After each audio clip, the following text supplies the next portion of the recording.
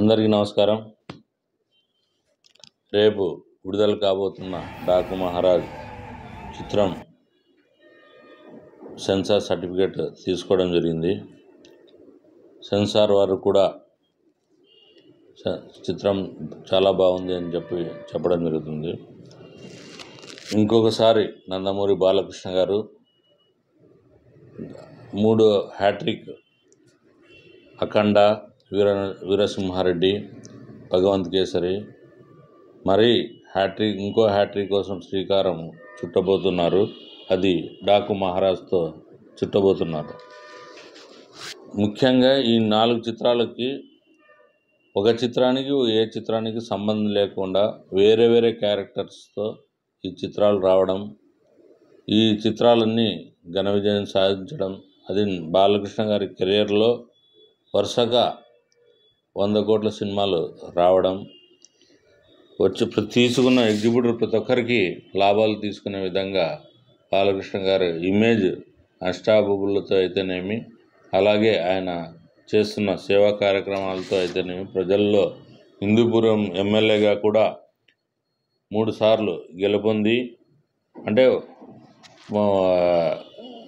సంవత్సరం 5 ఎలక్షన్ జరిగిన ప్రతి ఒక్కసారి మెజార్టీ పెంచుకుంటూ పోతూ హ్యాట్రిక్ విజయం సాధించడం జరిగింది.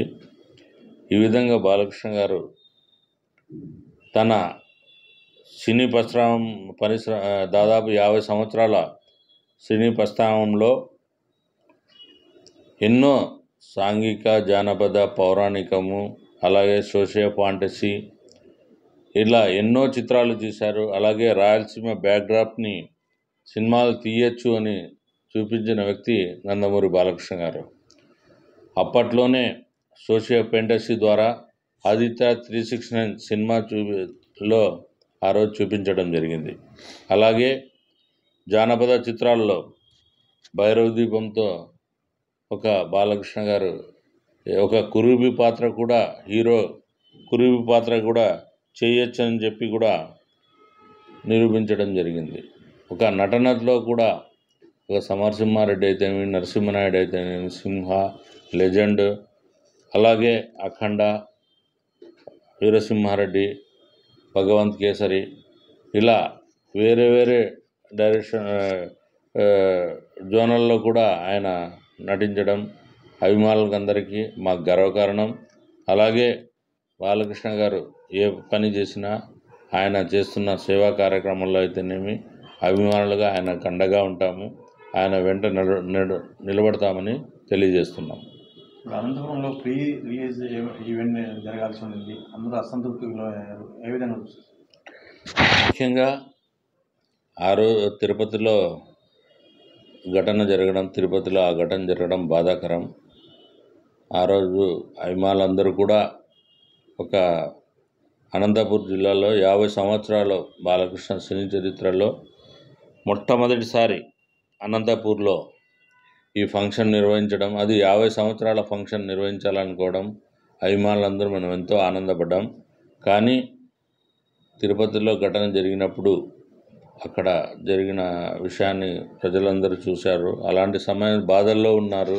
అలాంటి సమయంలో మనము ఇక్కడ ప్రోగ్రాం చేయడం భావ్యం కాదని భావించి ఆ రోజు నందమూరి బాలకృష్ణ గారు వద్దు అని జరపడం మంచిది కాదని చెప్పడం, అభిమానులు కూడా, ఎందుకంటే ఒక ఘటన జరిగిన తర్వాత మనము ఈ కార్యక్రమం జరపకూడదని చెప్పి నిర్ణయించుకున్నప్పుడు కూడా అభిమానులందరూ అసలు తెలుసుకున్నారు.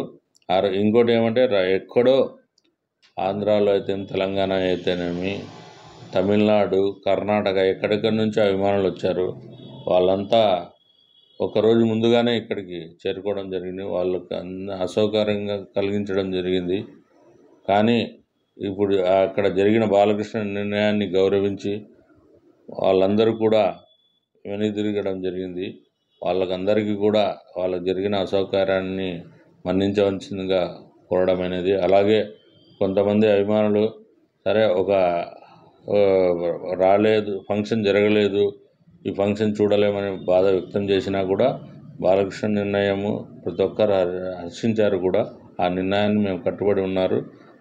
వచ్చిన వాళ్ళు కూడా సరే నెక్స్ట్ సినిమా హిట్ ఖచ్చితంగా అవుతుంది, ఆ రోజు మనం పండగ చేసుకుందామని చెప్పడంతో వాళ్ళందరూ కూడా వెనుదిరగడం జరిగింది. ఎట్లున్నాయి సార్ ఓపెనింగ్స్ ఎట్లున్నాయి, ఎన్ని గంటలకు షో స్టార్ట్?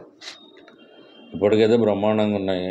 బాలకృష్ణ గారి ఓపెనింగ్స్ అనేది ఎనీ టైం బాలకృష్ణ గారికి ఇది లేదు. ఈ సంక్రాంతికి మాత్రం బ్లాక్ బస్టర్ బాలకృష్ణ డాకు మహారాజ్ #1 చిత్రం ఖచ్చితంగా అవుతుంది. ఎలాంటి ఇది లేదు. సంక్రాంతి అంటేనే బాలకృష్ణ కెరీర్లో సంక్రాంతికి చెప్పుకుంటూ పోతే దండి సినిమాలు ఉన్నాయి. దాంట్లో ఈ డాకు మహారాజ్ కూడా ఉంటుందని తెలియజేస్తున్నాం.